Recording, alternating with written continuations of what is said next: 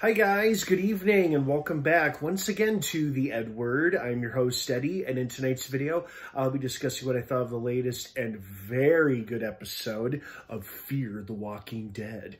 Didn't have a chance to upload my review until just now. I actually did watch this last night. I was busy on Sunday, but I did get a chance to watch this episode yesterday. Enjoyed it very much, and I want to share my thoughts with you guys. So now I'm finally doing that, so I do apologize for the delay in uploading this review. Before I get into all of that, of course, please be warned, this is a spoiler-filled, spoiler-filled review. So if you're not caught up on Fear by the latest episode, which is episode 9, I think. Is this episode 9? Yeah, I'm pretty sure it is. You do not want to keep watching or listening, as I will be discussing spoilers, plot details, character stuff, all that jazz. That being said, you have been warned. Let's dive right back into it. First and foremost, great to see the Sanctuary again after all this time. Although I feel like it has truly degraded and dilapidated now over the years, because if this show is caught up to the current series, to the former season, because the show is now over. Basically, it's caught up to Walking Dead's timeline. So the Sanctuary would have been dilapidated and abandoned for years, you know, after the Saviors abandoned it and were reintegrated into the other communities. It looked great. I think this was a recreation that they created on the Fear set rather than bringing it over from the Walking Dead set, because on the Walking Dead set, they turned it into another big set piece as well.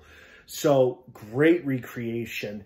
I like that we got an episode that was primarily focused on Dwight, who's has become one of my favorite characters in the franchise. Started on Walking Dead, and then he carried over to Fear, which was cool. And then he had his awesome reunion with his long-lost wife.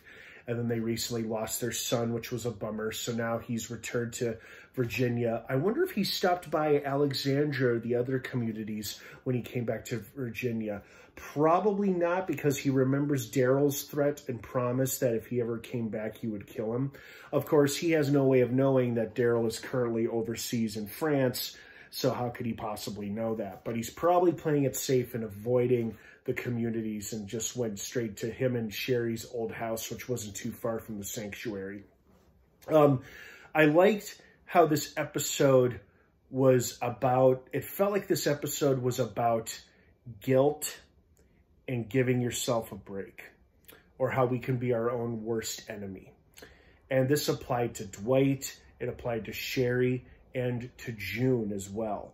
And of course, they were all just giving themselves such a hard time at the height of a crisis, when this girl Dove is injured, and then they're dealing with a hostile group of survivors in the Sanctuary, and walkers are everywhere closing in on them.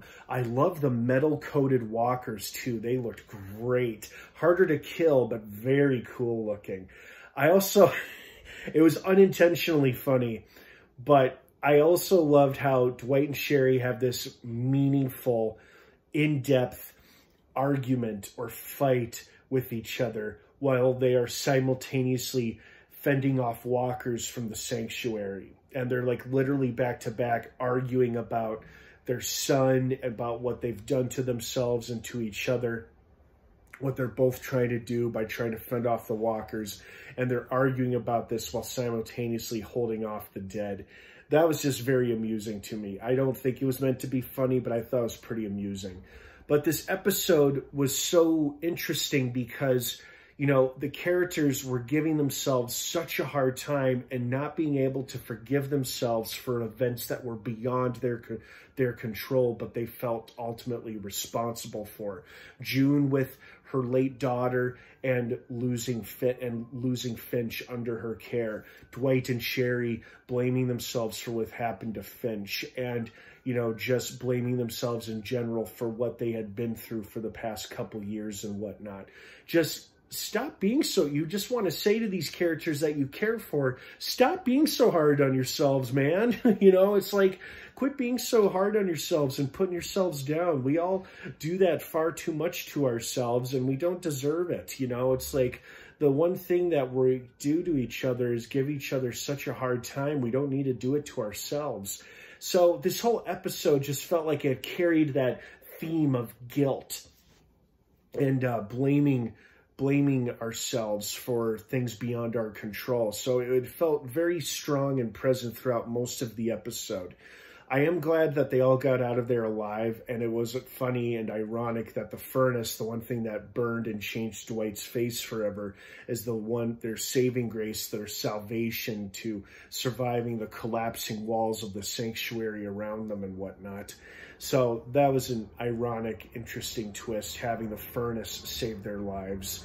But I like how our characters by the end of the episode also learned to, if not necessarily make peace with the past, just to kind of let it go or acknowledge that the past is the past. It's time to move on, especially if they're going to keep the fight going against Troy and his people and try to defend Padre. You know, and I thought it was real interesting how Dwight met that poor survivor who had his insulin stolen from him. And I thought, ooh, this is giving me Walking Dead flashbacks to his sister-in-law and meeting Daryl for the first time in that whole episode way back in season 6. So I was like, of course, for all people to happen to, it would happen to Dwight, of all people. And it was just a great character-driven episode that I really enjoyed. And it had a good bad guy. It was great seeing him get taken out by his zombified friend. And the set was impressive. The scale of this episode was cool. And the characters all had great storylines. And I like how it all kind of came together at the end. And they learned to forgive themselves and move on, basically, you know.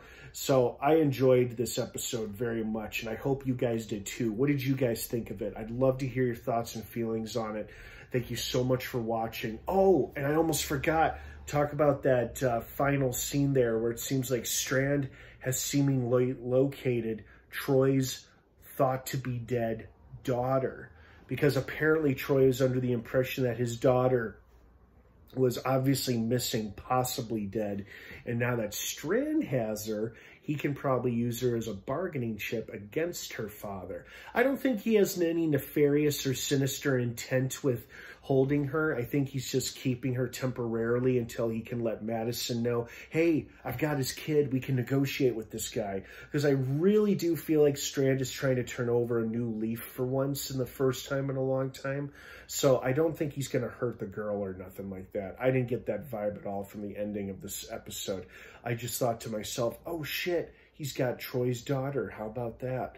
So great episode, great ending. And guys, I think we only have 3 episodes left this season and in this series altogether. We've got a new episode this Sunday, and then next Sunday is the 2-episode series finale.